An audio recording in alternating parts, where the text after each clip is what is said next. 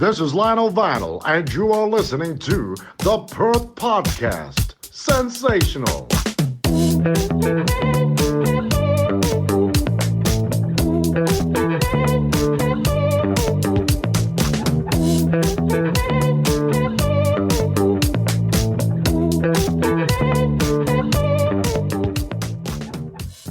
So what are we going to talk about in this episode?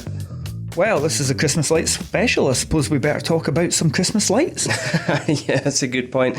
So we'll cover off what's going on the day itself in a bit of detail, but we'll start off with talking about the Gin and Chocolate Festival. So that'll be going on, and that's over 3 days. That's not just on the 16th, that's the 15th to the 17th that'll be running. Yeah, so the Friday for a bit of Christmas shopping down there would be fab. And then after that, we'll go into more detail about the entertainment and the event itself. We'll talk about the different stages, which are... Well, we've got the children's stage, we've got the King Edward Street stage, and... We've got the main stage as well. And we will also talk about the parade. Woo! And I feel like there's something else we should maybe mention. Well, I think there's some famous people coming. Is there? I think so. Oh, right, cool. We should probably mention that at some point. We'll get to that. Yeah. So, without further ado, let's do this. So first up, we've got the Chocolate and Gin Festival, which is running from the 15th to the 17th of November, which is over the weekend of the Christmas light switch on. So Ian, tell us a bit about that. Well, I've been there before. I was there last year, the year before, while I was photographing the event, and it is just a plethora of handmade artisan chocolate. You know, there's gin everywhere. There's these passionate people that love their gin and love their chocolate, and it's fantastic and a great place to start your Christmas shopping. Last year I saw everything for these lovely marshmallow chocolate covered, oh, my mouth's watering just thinking about it. It's a great event, and actually to encompass the whole weekend around the light switch on, you pass it naturally going between stage to stage. And whereabout will that be? So that happens across the King Edward Street area. So basically if you start outside the City Hall and work your way around towards, I was going to call it Woolies, but of course it's not been that for a very long time. Showing your age. Oh, show my age, absolutely. So where the standing men statue is, left and right from there. So there's loads and loads of it going on. There you go, folks. So head along, browse a great range of stalls, and see all the gins and all the chocolates. See, he means eat. Yeah, eat. I really do. Well, you don't eat gin, but... Depends. Freeze it. So I guess we should get on to the main event, if you will, the day itself, the light switch on. So Saturday the 16th of November, we have got the Christmas light switch on, which is a full day event from 12 in the afternoon until 8 p.m, I think. Yep, 8 p.m. I am confident in that one. But Ian, first, I guess one of the questions to ask would be, why do Perth put on such an extravagant all-day event? Well, apart from the obvious answer, which is it's fantastic, is the economic impact. And you've got all these shops in Perth. Every city centre struggling, not just Perth. I hear this all the time, that, Perth's dying, blah, blah, blah. Every city centre is struggling. Consumers have changed the way that they shop. They shop online now, Stobie. We don't go into the shops to buy our pencils or our supplies and stuff like that anymore. I mean, even Amazon has a larder, for Pete's sake. So we don't really even have to leave the house for that. The whole idea is to get people into town. So independent economic studies are performed every year to find out what the impact is. This isn't the council. This isn't somebody local that's keen on the place. These are actual independent studies that are done to find out. Now, you're looking at 80,000 people 2 years ago attended the light switch on.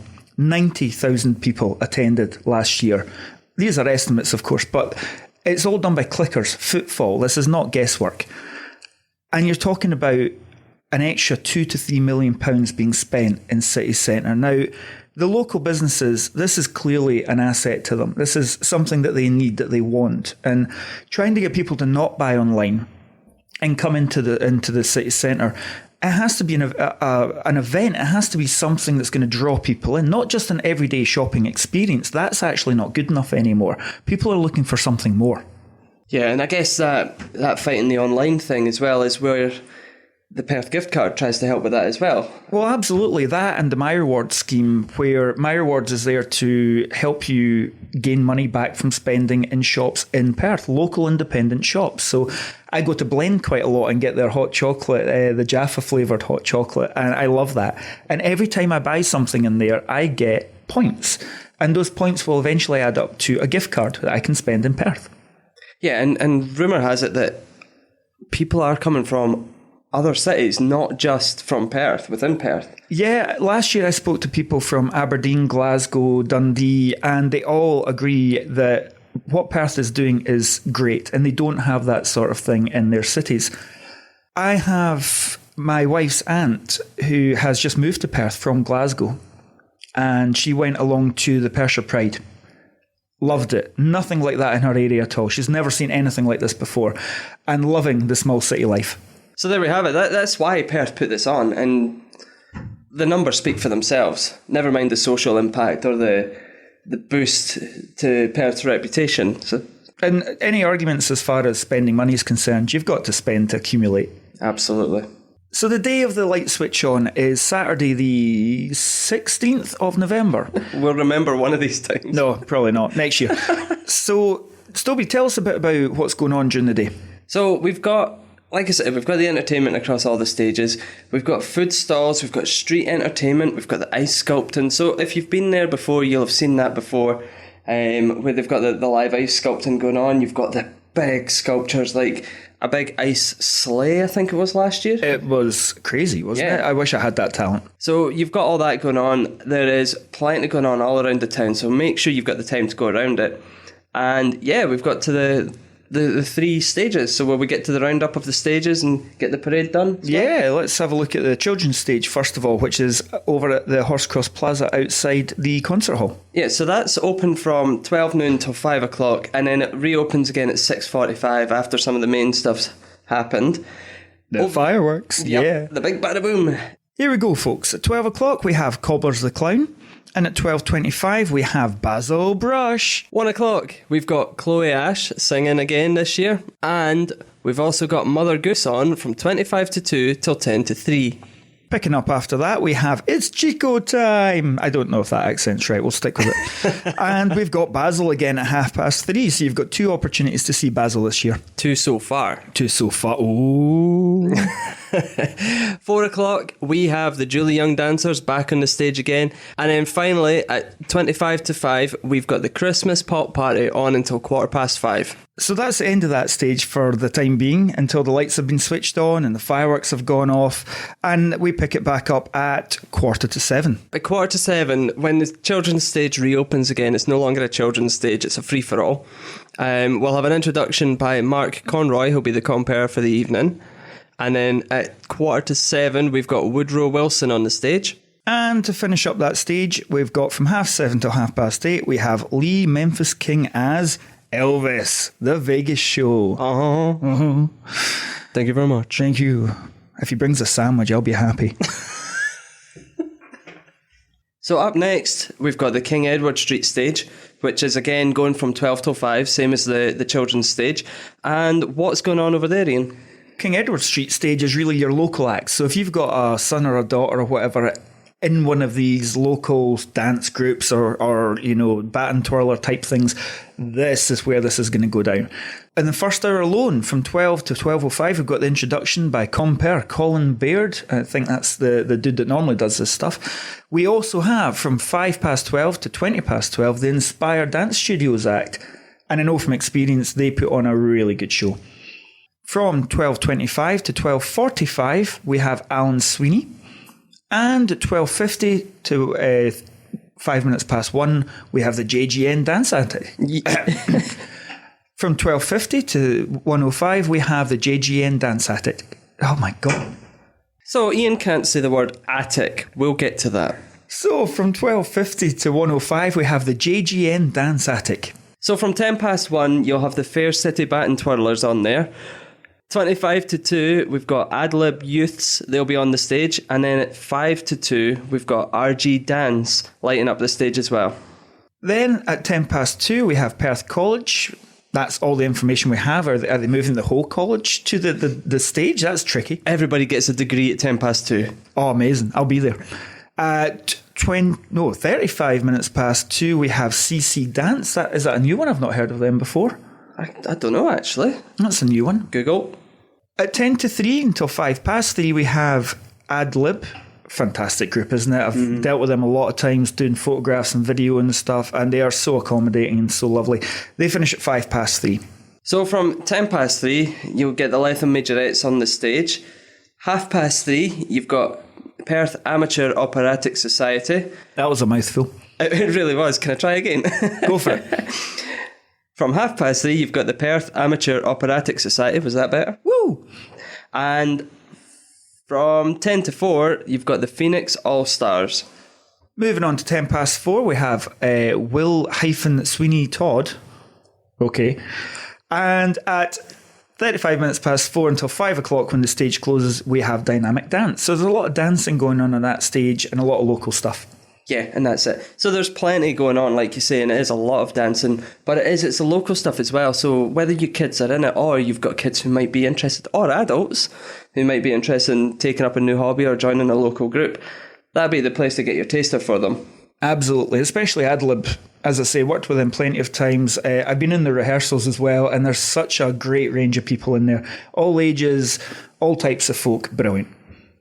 So the parade starts up at Thimble Row Car Park. Stobie, you want to tell us a bit about this? Yeah, so the Christmas parade starts there at 5:30, and it'll work its way towards the main stage, which is on Tay Street. So it's going the length of the town, basically. The route itself, winding through the city. Ian, where does it go? So we're starting at Thimble Row, the car park opposite Perth Bike Station, and then we're going past Simon Howie, turning right, and then we're turning left onto South Street at the new sports bar, the Bunker, and then we're heading all the way down to the Watergate, right down South Street. So that's a lot of businesses that we're passing that could be open at that time, making a lot of money, like we were talking about earlier, isn't it? Oh yes, yeah. So I'll be in the Chippy if you're looking for me. I've got my fingers crossed that Murray's is open. Yeah, Linda, open Murray's. So you can watch the parade at any part of this route, but one thing to bear in mind when you're doing so is that if you then want to go to see the main stage, you will need to go all the way to the museum end of Tay Street. There's no other access to Tay Street apart from that to see the main stage itself. Yeah, and the reason for that is the other end of Tay Street behind the stage is where all the acts gather, so that's sort of a behind the scenes area, so you can't actually walk down the length of Tay Street. Unless you've got a backstage pass. I'm hoping to have one. I'd love to have one, but it's not going to happen. I'll sell you mine for 20 quid. Just 20? Yeah, I'm cheap. So, Stobie, who's going to be in this parade? Most of the local acts that are movement-based or dancing-based will be involved in some way. We'll have some musical acts in there as well. Perth and District Pipe Band will probably be in there too. And of course, the man who's producing the Naughty and Nice list himself will be part of this parade as well. Last time I seen him that I can remember, he was actually pulled on a sleigh with huskies. Yes, absolutely was. Yeah. And the stars from the main event as well, they'll be on there. And so I waved to them last year. I was quite happy with that. Did they wave back, or did you get a funny look? It's well... Right, Stobie needs to take a break by the sound of it. I got ignored. Hey everybody, it's Lionel Vinyl, your host with the most, the man with a plan. And the plan is to have as much fun as is humanly possible on Saturday, the 16th of November. Why? Because that's the date that I'm going to join you all for Perth Christmas Lights Switch On. All right. For those of you that joined us last year, we had so much fun. It was a ball. What a party with Stephen Mulhern and the guest artists that joined us, James Arthur, Pixelot, and everybody else. I can't wait to find out who's going to be on stage this year, too. What a great segue, Lionel. There we go. So we've got the lineup right here. Ian, do you want to kick us off on that? Absolutely. The main stage opens on Tay Street at 2 o'clock. And we're kicking off with the McAndrews Sisters, which is a sort of 50s wartime threesome girl band. They do a lot of cool covers and dress up for the part as well. It's amazing. Turn heads. And they do turn heads. Followed by Last Orders, which is a local band from Dundee and Perth who do a lot of cover versions of a whole array of songs. And we've actually got Craig with us in the studio today. Craig, welcome to the studio. Thank you for having me, Ian. Last Orders are playing the Christmas light switch on again. How exciting. It totally is, because we didn't really expect to be playing again 2 years in a row. But, when the phone call comes in, you don't turn these things down. Absolutely for obvious not. reasons. It's a big gig. There's obviously some big stars coming again this year, maybe not along the lines of your usual style, but I think you guys are going to play really well. Tell us some of the tunes we can expect to hear on that main stage. Well, you say not our usual style, but that's the thing. One of our kind of unique selling points, if you will, is that we don't really have a kind of unique style. So it started off, way back 6-7 years ago, that we would sort of concentrate on the sort of dad rock kind of greatest hits kind of bands. So your AC/DCs, your Bon Jovis, all that kind of thing. And then slowly but surely, mainly just for a bit of a laugh, we started to bring in, why don't we try a Katy Perry song? Why don't we try an Atomic Kitten song? That kind of thing. And then it worked. And then you basically just sort of play them like you stole them, and it becomes something fun that people can sing along to. And that is what I see at your gigs, is the singing along. Everyone knows the lyrics to these tunes that you're playing, and probably better than I do. I don't doubt that at all. That's definitely a thing. But yeah, that whole idea of getting the crowd going and enjoyment, and there is something in knowing a lot of the tunes are being played. A lot of these songs, we know them from our childhoods, growing up. Back to the Future, other films like that, the Brat Pack stuff. The songs are in there. You will know these lyrics. If you're down in that pit, you will know these tunes. Yeah, definitely. I mean, most of it kind of concentrates back to the kind of 80s, 90s, that kind of era. And you're absolutely right. There's a kind of pop culture, to a lot of these songs, and that people you just know them, So we kick into, like the intro to Mamma Mia from by ABBA, Mamma Mia by ABBA.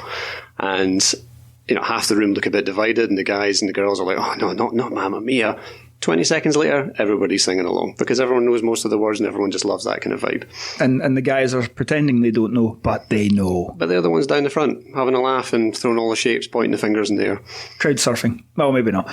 Well, Pitlochry. So that's become a thing. So you can find us up in Pitlochry in the old mill from time to time. And the very first time we went there a good bunch of years ago, we thought, this is a restaurant, this will be interesting, because we're a little bit noisy. We sort of Spinal Tap it and dial it up to 11.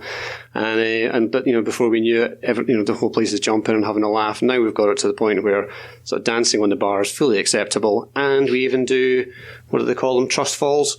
So we'll try and do a couple of trust falls towards the end of the night, where people are effectively stage diving off the bar. Oh, wow. And, everyone's in their mid-60s. Not us, thankfully.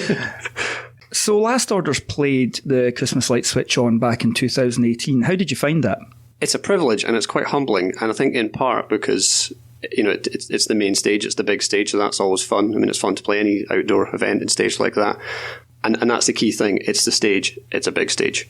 So, over the years, I guess bands like the one I'm in have kind of perfected the art of squeezing everything onto a stage the size of a postage stamp. And that's not taking anything away from these venues, because they are great and great fun. But, to play on something that is as big a stage as that, if you will, it's just really good fun. And you get looked after. The church next door has a perfect little green room set up, and that's just really good banter in there, and everyone looks after you. And then, of course, you've got your lighting engineers, your sounding engineers, and it's just one big happy family. So it's quite humbling, and it's really good crack. And a large crowd, I assume, probably one of the bigger ones you've maybe played.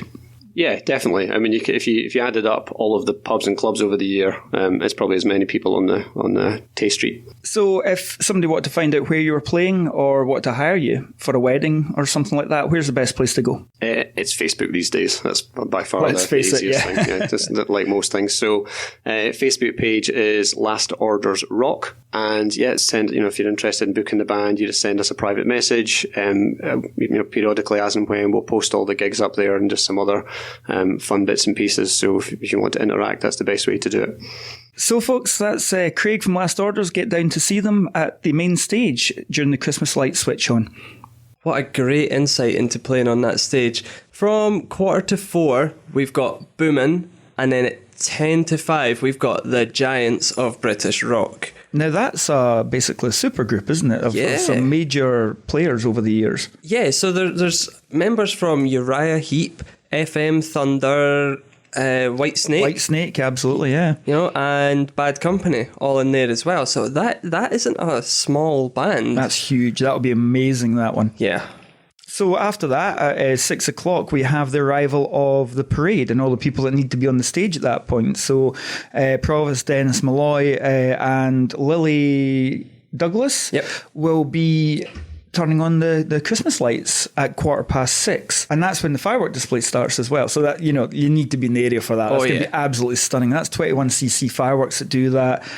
They always put on a good show. I was actually in Hopetown House near Edinburgh not that long ago. The display was just epic. So get yourselves down somewhere. The bridge is actually a really nice place to look at. Any of the bridges is a nice place to watch that firework display if you don't want to be in the crowd. Yeah, I actually was at the fireworks in Perth last week. Oh. And we had a great view. We had clear line of sight to where they were launched from. Oh, wow. And it was fantastic. Yeah, and the music as well, because they do it all to music now, which is stunning, isn't it? It's another level altogether. I always wonder, how do you rehearse that? It's expensive.